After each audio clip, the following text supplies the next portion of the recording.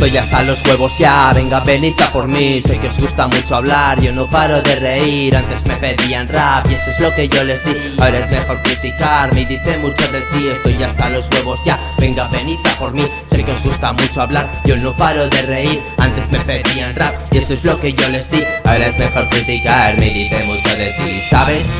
Tengo miedo de mí mismo y de la rabia que acumulo, por eso la saco en ritmos, pues puede que te parezca solo un chaval tranquilo, pero tengo mala hostia si quieres ser mi enemigo y sigo fuerte mientras me rente. No quiero verte por la vida que me dieron, si soy un chaval con suerte. Para aquel que me respeta sabe que soy buena gente, pero si quieres joderme pate un corazón inerte y verteré solo lágrimas por quien sepa valorarme. Si no lo hiciste en su día ya no vengas, pues es tarde. Puse la mano en el fuego por gente, llegué a quemarme. Ahora cómeme los huevos cuando te mueras de hambre. Dices que escribo poco, se ve que no me conoces, que me lo guardes pa' mí. No es que no escuche las voces de Virgo gritando dentro la palabra sácame, pues un perro hay que sacarlo de paseo alguna vez y sacaré la bala del pecho que está clavada para disparar metralla de letras aquí grabadas. Nada más volvemos para dar patadas a esta mala racha de manchas que está sufriendo el rap. Pam pam ves lo que decía. El planeta está plagado más que nada por gente necia. Cuando se me acerca alguien mi cabeza no se fía. Nací en coche de payasos, no, menuda paranoia. El único trapecista rodeado de subnormales, saltando sobre una base, soltando lo que me sale de la polla. Y sale de puta madre por la coña, no necesito esforzarme para sacar una joya.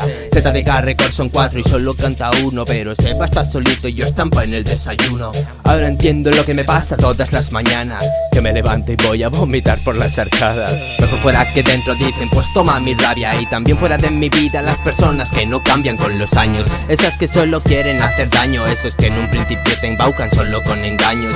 Quieren montarse en un vaivén sin soportar la fuerza G. No me conocen por dentro pero fingen conocerme. Tanto que querían saber de mí, aquí les abro mi pecho. A que no es tan bonito cuando ves un corazón deshecho, ¿eh?